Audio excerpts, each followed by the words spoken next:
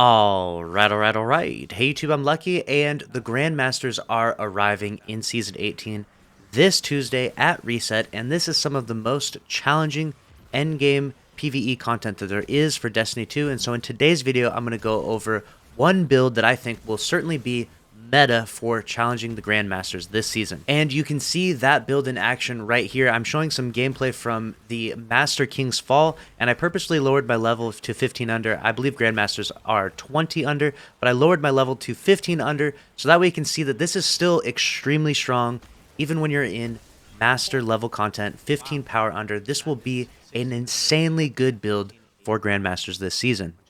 And here's the build in its entirety, and I'm going to go over every single thing that I'm using in this and why this is so unbelievably strong for Grandmasters. But before I do, I want to address a quick thing, which is that a lot of you might be questioning, well, why aren't you talking about the Solar Fusion Grenade Warlock build that you deemed the meta build for Season 18? And that is still the meta build, in my opinion, for Season 18. However, Grandmasters do have a different burn per each strike. So sometimes it's arc, sometimes it's solar, sometimes it's void. So it's going to change a little bit because of that. Because we have 5 different arc burn Grandmasters this season, with the first one being Glassway, I think that we're going to lean a little more into the arc subclasses when we do challenging endgame PvE content. And out of the 3 classes, Arc Hunter, Arc Titan, and Arc Warlock, I believe Arc Hunter to be the strongest, with Arc Titan a very close second, and Arc Warlock is in third by a mile. Unfortunately, Arc Warlock is not nearly as strong as the other 2, in my opinion.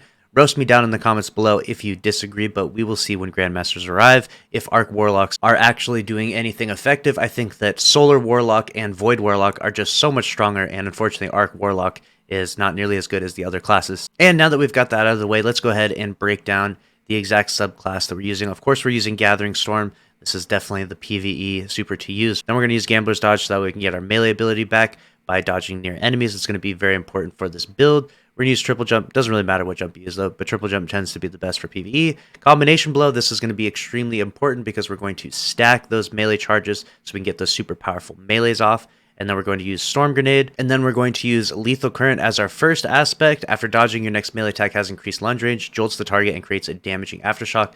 This is extremely strong. You're going to be dodging near enemies so you can get your melee energy back, so you get your charged melees. You're then going to punch enemies with Combination Blow, getting those stacks up, and then on top of that, it will be jolting targets. So it's basically like you're doing Titan bonking, but you're on a hunter. And you go invis because of Assassin's Cal, and you blind enemies because you are damaging any jolted target with melee attacks. So this is why this build is so crazy. To pair with this, we are going to use Flow State. Defeating a jolted target makes you amplified, and then while you're amplified, your dodge recharges more quickly, which will be helpful to us. You are more resilient while dodging, which will also be helpful for survivability, and your reload speed is greatly increased. And then moving on down to our fragments, we're going to be using Spark of Resistance, again, for survivability. While you're surrounded by combatants, you are more resistant to incoming damage. We're going to pair this, obviously, with dodging near enemies gives us damage resistance, and, of course, a 100 resilience build, so that way we have as much survivability as possible, because Grandmasters are still very lethal, especially when they're shooting arc at us. Next up, we are going to use Spark of Ions. Defeating a jolted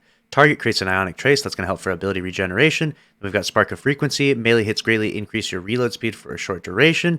And then we've got Spark of Recharge, where while critically wounded, your melee and grenade energy regenerates more quickly, so we can get those abilities back at all times. Then we're going to go ahead and look at the armor that we're using. We've got Assassin's Cal, the exotic helmet. This thing is so strong. If you haven't been using this with Arc Hunter already, you've been missing out, because this thing is an absolute beast in challenging endgame content. Powered melee final blows grant invisibility and restore a portion of health and shields, and you're always going to have your fully charged melee because you're going to be dodging near enemies. Finishers and final blows against more powerful targets increase the duration of invisibility and the amount of health and shields restored. So you also get health and shields back from this. Such a cool exotic, really strong in current endgame PvE content. We're going to pair with this melee well maker because we're going to make as many wells as we possibly can from these punches, so that way we get all of our abilities back constantly, so that way we just have a infinite loop of melees with just insane add clear potential. So melee well maker on the helmet, and I just have a resilience mod so that way I get 100 resilience.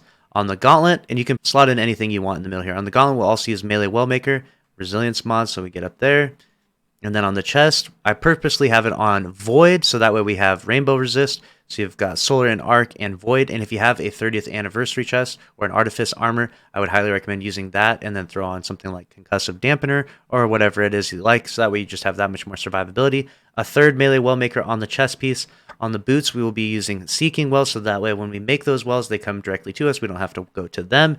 And then lastly, we will use Bountiful Wells. So for every melee kill we get, we are making 4 wells, which completely replenishes almost all of our ability energy, making the looping for this so nice. 100 resilience, 100 discipline on this. I am also using double bomber. It's not completely necessary. I just use that for more ability energy. You could also throw on impact induction here or momentum transfer. And then I am using a 1-2 punch shotgun because that pairs really nicely with this melee. The damage stacks together. So now I will demonstrate a little bit about what this loop looks like. We'll dodge near an enemy to get our melee. See the jolting of them, dodge near them, melee back. The ag clear potential is awesome. And we're in Diz, so stuff is hopefully not shooting us as much, right? Dodge near the enemy. Jolting, killing all of these targets. It's awesome. Doing this over and over again. We can always throw our storm grenade at things.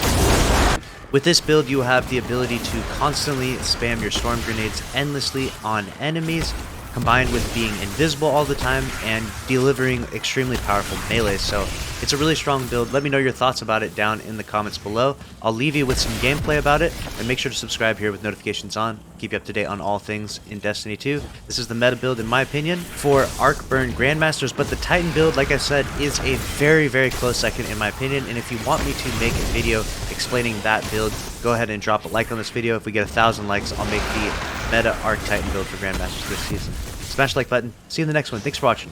Later.